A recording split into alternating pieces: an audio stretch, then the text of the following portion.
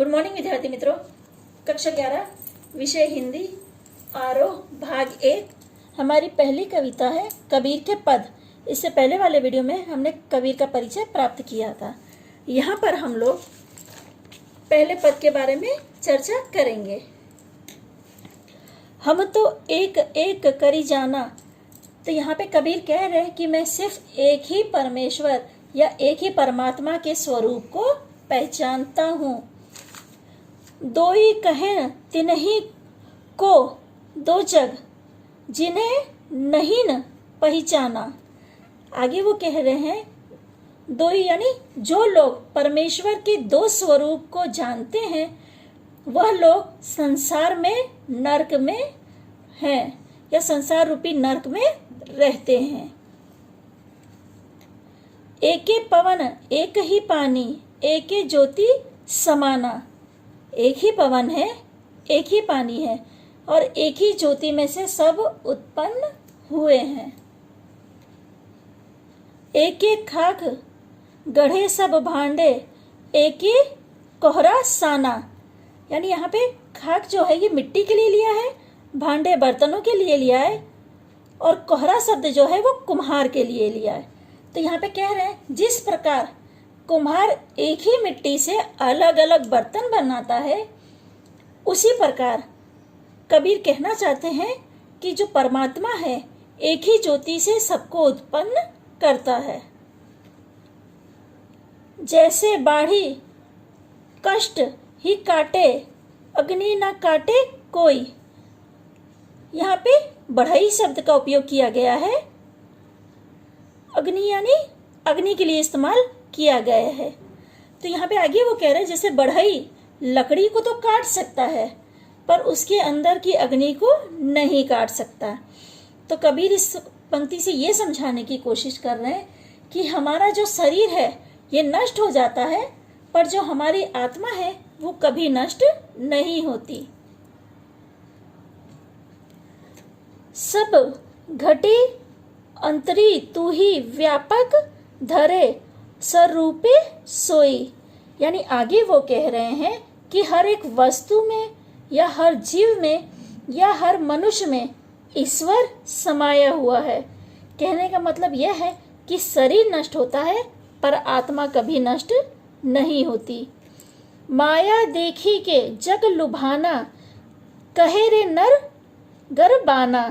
यानी माया यानी पैसों के लिए लिया है। चाहे पैसा ले लो, चाहे रिश्तों की माया ले लो, चाहे आप ये भी कह सकते हो कि माया यानी एक जात का छल। तो यहाँ पे वो कह रहे हैं कि जो ये संसार है ये माया के रूप में या लोभ के रूप में लोग फंसे हुए हैं। इस लोभ में इस तरह फंस गए हैं कि वो खुद को नहीं पहचानते। वो अपने आप का उन पर यानी उनको खुद के ऊपर अभिमान है। ये अभिमान व्यर्थ का है। कहे रे नर गवाना यानी यहाँ पे कबीर कह रहे हैं हर व्यक्ति से कि जो तुम लोग को अपने आप पे अभिमान है या इस पैसे पे या अपने रिश्तों पे अभिमान है इसका कोई अर्थ नहीं है। ये सिर्फ मोह माया है, इसमें आप व्यर्थ में फंसे हुए हैं। निर्भय भय कछु नहीं व्यापे कहे कबीर दीवाना। जब तक आप इस मोह माया से ऊपर नहीं आओगे तब तक मनुष्य भय से भयभीत रहता है। अगर मोह माया आप छोड़ दें तो आपको किसी चीज का भय नहीं होगा। कबीर ने निर्गुण निकार में एकाकार होकर दीवाने हो गए हैं। यानी इसलिए उन्होंने अपने आप को दीवाना कहा है कि वो जो एक परमेश्वर है उसमें अपने आप को एकाकार कर लिया है।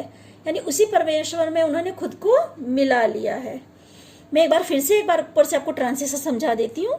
पहली पंक्ति का मतलब है कि कबीर कह रहे हैं मैं सिर्फ एक ही परमेश्वर को जानता हूँ। दूसरी पंक्ति में वो कहते हैं कि जो लोग दो परमेश्वर को मानते हैं वो लोग नरक में रहते हैं क्योंकि एक ही पवन एक ही पानी और एक ही ज्योति से सब उत्पन्न है। जिस प्रकार एक कुम्हार एक ही मिट्टी से अलग अलग प्रकार के बर्तन बनाता है उसी प्रकार परमेश्वर एक ही ज्योति से सबको उत्पन्न किया है। जैसे बढ़ई लकड़ी को काट तो सकता है, लेकिन उसके अंदर की अग्नि को काट नहीं सकता है। आगे वो कह रहे हैं कि घाट में यानी हर जगह छोटे से छोटे कण में परमेश्वर व्यापी है। हमारा शरीर नष्ट हो जाता है, पर हमारी आत्मा कभी नष्ट नहीं होती। माया को देखकर जग लुभा जाता है, लुभा जाना नहीं, उसके पीछे भागता है। पर कबीर सभी व्यक्तियों को कहते हैं कि हे व्यक्ति, तुम लोग अगर इस माया को छोड़ दो, तो आखिरी पंक्ति में कहा है उन्होंने कि निर्भय होके जी सकते हो।